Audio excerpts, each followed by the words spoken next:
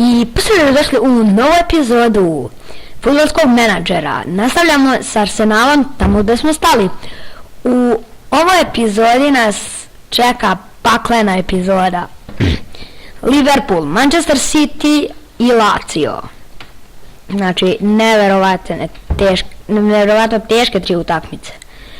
U prošloj epizodi smo trebali 6 bodova da uzmemo u Premier ligi da bi smjeli da kiksnemo protiv jednog od ovih rivala.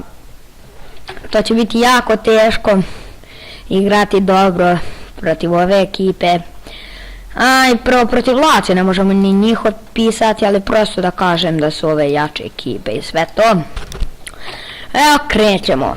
Sam da pogledamo ovo, 1-1 PSV Olympiakos, ok. Idemo.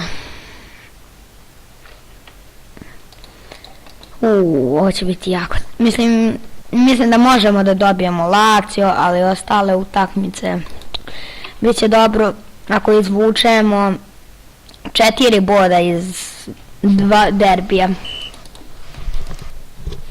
To će biti onda savršeno čak. Mislim, ne baš savršeno je svi bodovi da se uzmu. Ok, sljedeća epizoda, posle ove epizode, vjerovatno sutra što će izaći, to će biti preživljavanje, ili možda i danas čak izađe. Evo već 1-0 vodi Lazio, Onazi, Renzi, Ozil, 1-1. Moramo naći našu forum, pošto izgubili smo od Watforda, dobili one u kupu nesretnike. Izgubili od Stovuka i u 28. minutu gubili od Lazija. Moramo se ozbiljiti i krenuti jače. Pošto ovi nas deru. Ok, odbrana Čeha. Mislim, ne deru nas, ali prosto su bolji, a to ne može nikako biti, jer mi smo mi smo Arsenal. Ali 2-1. Alexis Sanchez i Jack Wilshere. Ne, nije bio gol. Wow, Radu. Dobro. Mertesacker, lopta do Vokota. Ozil, ništa. Ajmo, samo jako. I 2-2 nije moguće. Konko. Ništa. Ostajemo bez 3 boda u gostovanju protiv Lazio u Rimu.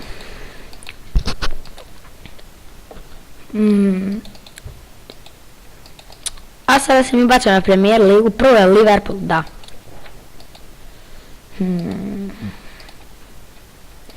Sakoke, dobro, to je to. Ovo će biti jako težak meč. Ali mislim da možemo ovdje da pobjedimo. Već 4 udarca, ali nijedan okvir gola za njih. I Mignolet brani ovaj udarac Ozila. Ok. Sanchez. Ozil. Volkot. Ništa, o bože. Ajmo, ne. Izbite to. Crveni, daj mi crveni, please. To je crveni karton, nice. Vjerovatno će se raditi izmene, da. Ok, Sanchez. I ništa. Ok. I ništa se nije promijenilo. Mislim da smo bolji od Liverpoola u ovim trenucima. Da, dosta smo bolji, ali trebali smo iskoristiti barem jednu šansu. Anfield skoro pun. Ok. I Gibbs dobija crveni karton. Šta ćemo sad? Naravno da ovi ne mogu da igraju. Sad nam fali Monreal. Mislim da ćemo morati Paulista da igra, a nažalost da, ovako ćemo. Cazorla ide napolje. Ne, to nije baš ni pametno. Jack Wilshere ide napolje. Šta ćemo? Na obe strane po 10 igrača. Ajmo, ne smijemo 0-0 odigrati. Dobro, barem da ne primimo. Ajmo, malo smo...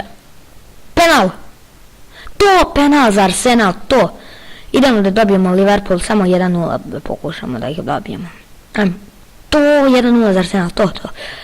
Ne, bez šanse za njih, bez. Ne, oni imaju sam 3 udarca u okvir gola, 4. To je to!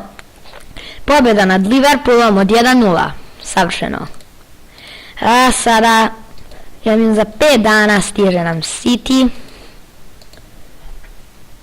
A posle toga im... evo mi protiv ovog tima igramo u kupu, to sam proverio.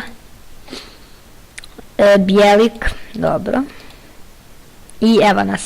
Ali imamo još jednog suspendovanog igrača. Monreal je povređen, a Gibbs... suspendovan. Dakle, da tu će morati da igra na pogrešnoj poziciji. Ne znam koji je ovo. Čekaj, da li mi je na klupi? Ok, Debussy mi je na klupi, Sterling, Boni, Navas. Ok. Malo su bolje. Ok. Mislio sam da će ovo nešto dobro za nas ispasti. Ko si jeli, nemoj sam crveni sad da pokupiš karton ovdje. Ne, žuti karton, ok. Žutica Kosijelnog. Da, raspored, pošto imamo samo 2 serijala, ići će ovako. 2 epizode fudbalskog menadžera, pa 1 preživljavanja. Ili ako budem delio u 2 dela.